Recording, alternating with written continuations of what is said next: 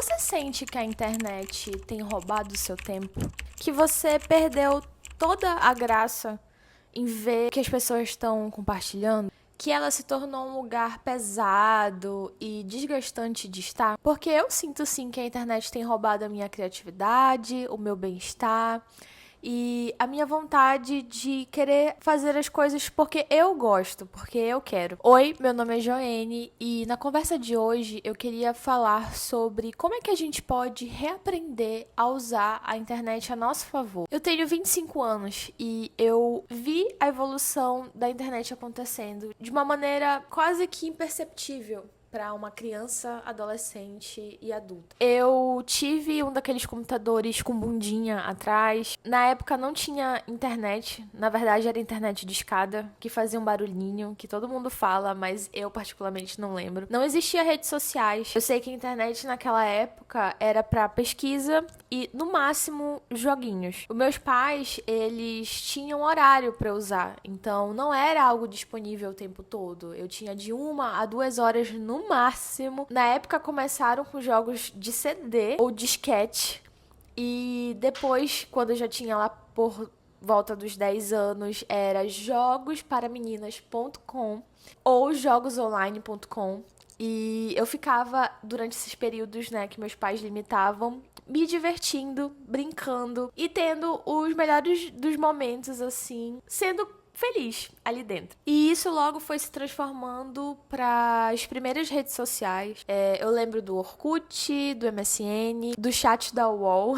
E naquela época, tudo era muito humano, um ritmo muito natural das coisas. A gente postava o que gostava, a gente via e acompanhava comunidades, em fóruns, de coisas que a gente tinha em comum. A gente trocava ideia com outras pessoas sobre aqueles assuntos que estavam nesses fóruns, nesses blogs, nessas comunidades. E até o YouTube era algo muito natural, que não tinha toda essa produção que tem hoje. E os canais mais legais, inclusive, eram aqueles que não falavam nada com nada, assim. Era só pra gente se entreter mesmo. E aí eu fui crescendo, outras redes sociais foram surgindo. A minha adolescência foi todinha na era de ouro do Twitter. Eu tinha um fã-clube pro One Direction e eu compartilhava minhas loucuras de fã lá. Era um espaço aberto e muito livre e divertido pra quando eu chegasse da escola, entrasse no computador.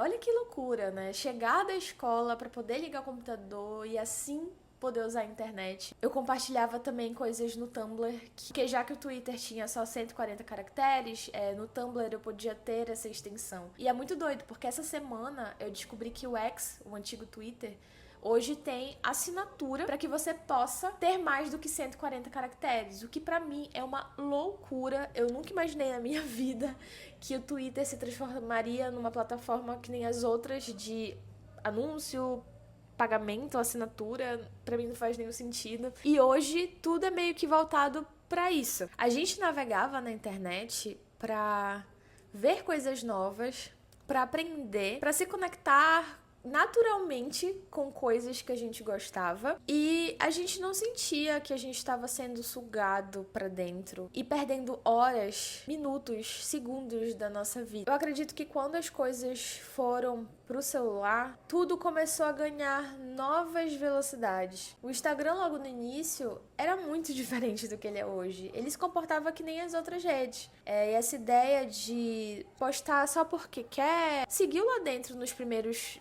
anos do Instagram. A gente não tinha um feed infinito, a gente ficava atualizando ele e só aparecia quando alguém postava. E até mesmo a questão dos nichos não existia naquela época. Pelo menos não tão forte como tem hoje. Eu não consigo nem lembrar desse tipo de definição dentro do Instagram. E aí, à medida que eu fui crescendo, eu fui me desligando mais do Twitter e do Tumblr, fui utilizando mais o Instagram. E eu trouxe algo que eu tinha nas outras redes, no Twitter e no Tumblr, pro Instagram também. Porque lá no Twitter e no Tumblr eu não usava meu nome, eu usava outro nome aleatório. É uma ideia meio Hannah Montana de adolescente, mas dava uma certa liberdade, principalmente pra mim, que um dos traços da minha personalidade é a timidez. Então eu tinha meu perfil pessoal no Instagram e aí eu criei um novo perfil chamado Meu Ver, onde eu compartilhava coisas aleatórias, porque as pessoas compartilhavam nos seus perfis coisas delas. Foto que foi para um aniversário, que foi para um show.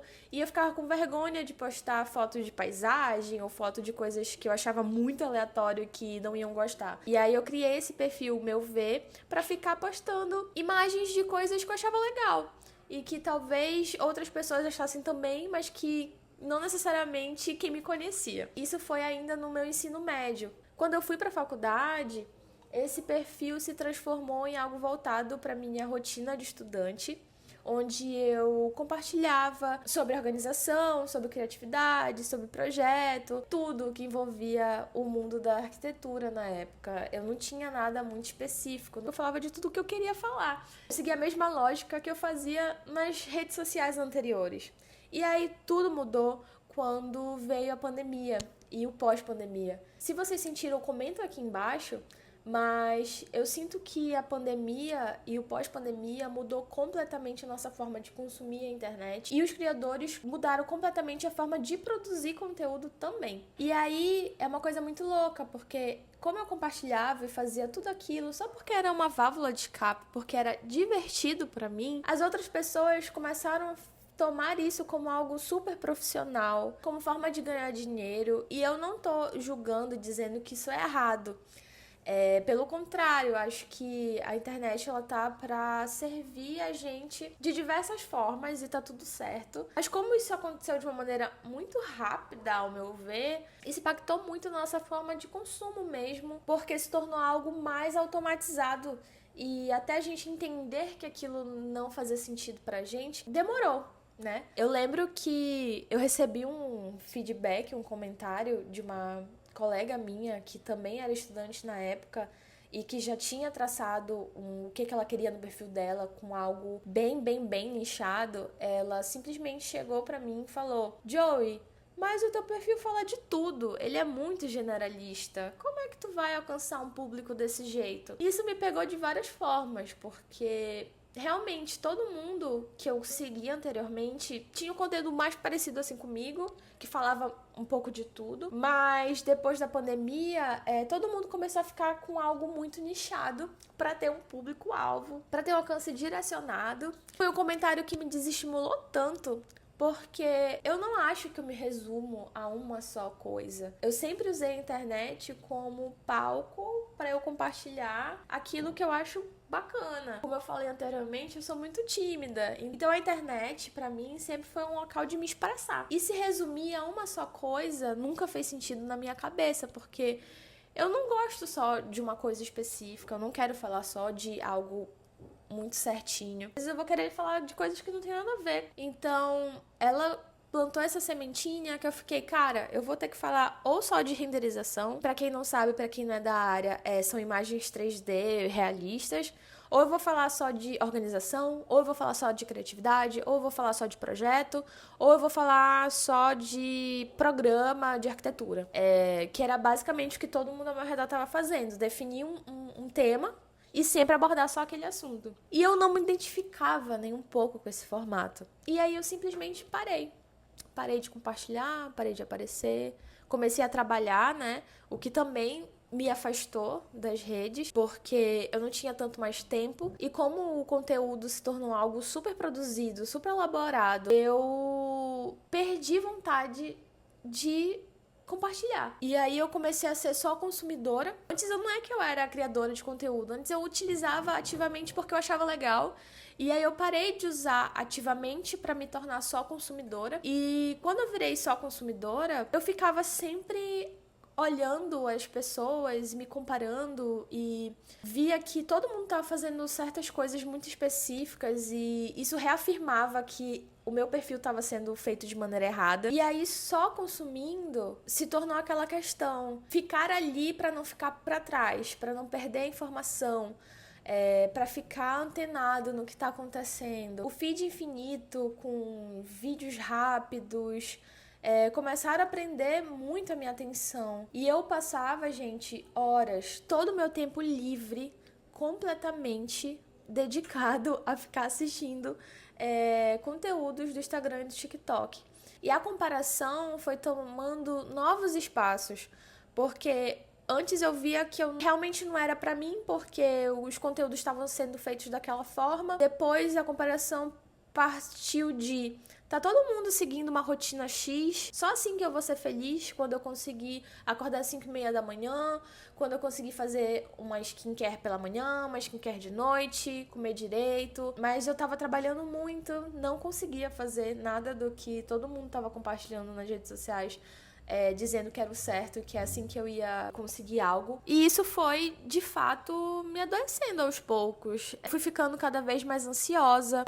Eu sentia que a minha cabeça ia explodir, porque eu já gastava tanto neurônio no trabalho, e quando eu não estava trabalhando, eu estava consumindo informações o tempo todo, de vídeos rápidos e tal. Eu não conseguia ver, naquela época, que era o consumo excessivo mesmo. Eu não conseguia enxergar. Chegou um ponto que eu comecei a perder a minha criatividade, e o consumo para me inspirar começou a ser um peso negativo, porque não estava sendo mais para me inspirar. Então eu fui perdendo a minha criatividade, o meu senso crítico sobre as coisas, o meu bem-estar foi se perdendo total também. E a minha energia mesmo começou a ser esgotada, esvaída, por essa forma que eu tava usando mesmo a internet. Se passaram 3 anos desde que eu parei, de fato, de produzir conteúdo, que pra mim era só fazer algo legal. E aconteceram 2 reflexões pessoais minhas, que eu parei de registrar os meus processos, e é algo que eu vejo hoje como algo muito dolorido, porque eu tinha esses registros, né, no meu ver, da minha evolução durante todo o meu período de estudante. E eu não captei coisas incríveis, maravilhosas, que aconteceram comigo nos 3 primeiros anos de formada, já atuando na área. Simplesmente por conta do comentário do nicho que eu não me adequava. Isso me desestimulou tanto que eu parei de registrar esses processos. E hoje eu não tenho como voltar atrás e reviver essas coisas através de vídeos, de textos, de fotos, que era como eu usava as redes sociais antigamente. E paralelo a isso, eu comecei a ter o entendimento de que essas horas, esses minutos, esses segundos não voltariam, e que esse tempo todo que eu tava perdendo, eu precisava ressignificar e redirecionar minha atenção para coisas que fossem me fazer bem, que fossem de fato estimular minha criatividade, que fossem de fato contribuir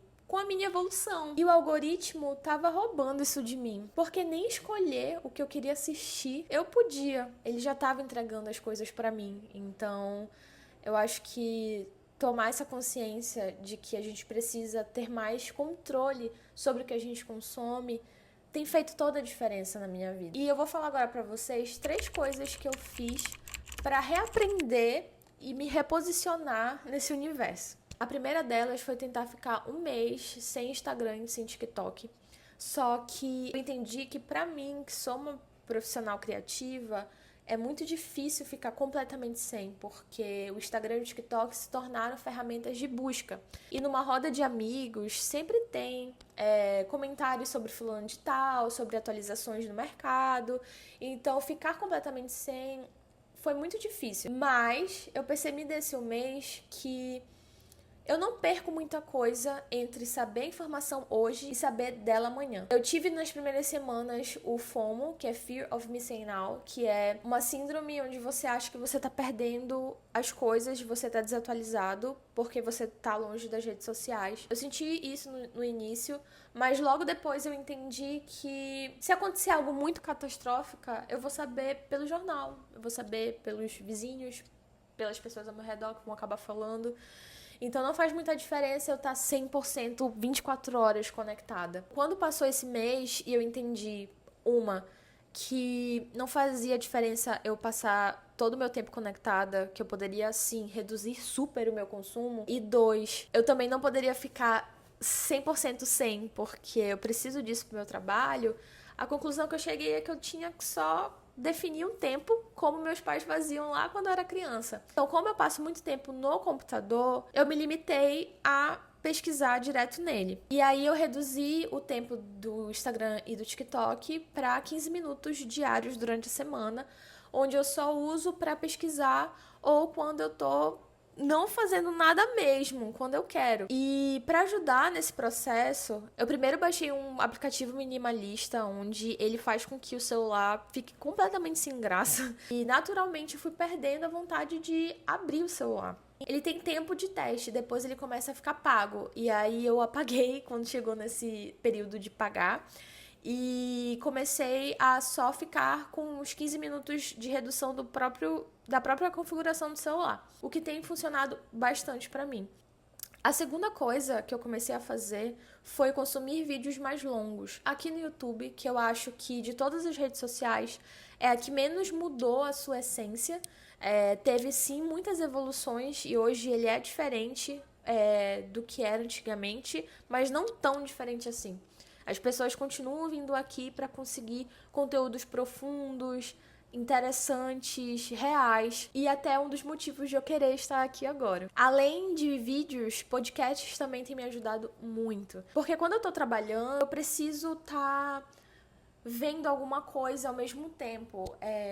Isso é uma particularidade minha, não sei se outras pessoas se identificam com isso, mas eu comecei a ficar escutando mesmo podcasts e às vezes um vídeo no YouTube sem ficar vendo, né, o vídeo, mas só ficar escutando. E eu comecei a consumir coisas que faziam eu refletir mais sobre a minha área, sobre desenvolvimento pessoal, sobre criatividade, enfim. E esses conteúdos mais longos começaram a me devolver, né, o meu senso crítico que eu estava perdendo.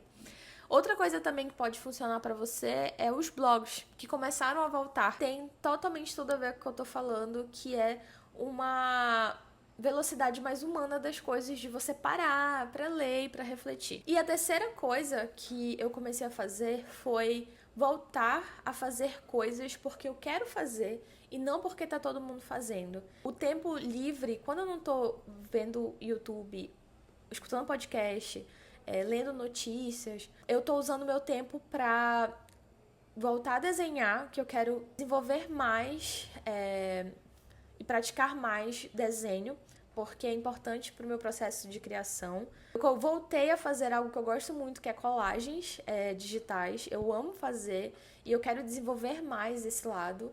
E voltei também a escrever, que é algo que eu sempre gostei para organizar meus pensamentos. Não é nem para compartilhar tanto, mas é só para eu conseguir desafogar o que está aqui dentro em algum lugar. E eu sinto que transferir essa energia, essa atenção, esse tempo para essas coisas tem feito eu voltar para minha essência mesmo, sabe? Eu tenho gostado bastante. Eu não tenho todas as respostas ainda, como reaprender de fato como usar a internet. Só o fato da gente começar a dar intenção pro nosso tempo e o que a gente faz com ele já é algo extremamente positivo.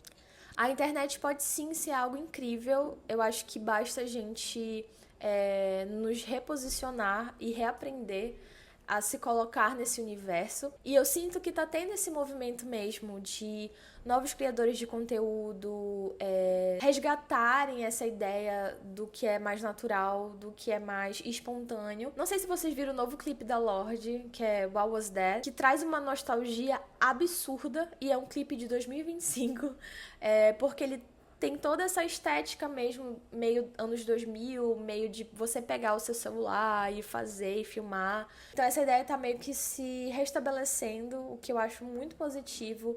A gente começar a também ver pessoas mais influentes abordando esse tipo de posicionamento. Então, se você gostou desse conteúdo, se inscreve aqui no canal, porque eu vou continuar compartilhando a minha jornada aqui, me redescobrir aqui dentro da internet. Quero falar mais sobre coisas que eu gosto, de criatividade, de rotina, da vida, de arquitetura e de design, justamente para poder ter registrado o meu processo que eu acho que é a parte mais importante de tudo. E para continuar essa conversa, eu vou pedir para vocês comentarem aqui embaixo como era a internet antigamente para você. Você sente falta? Do que mais você sente falta?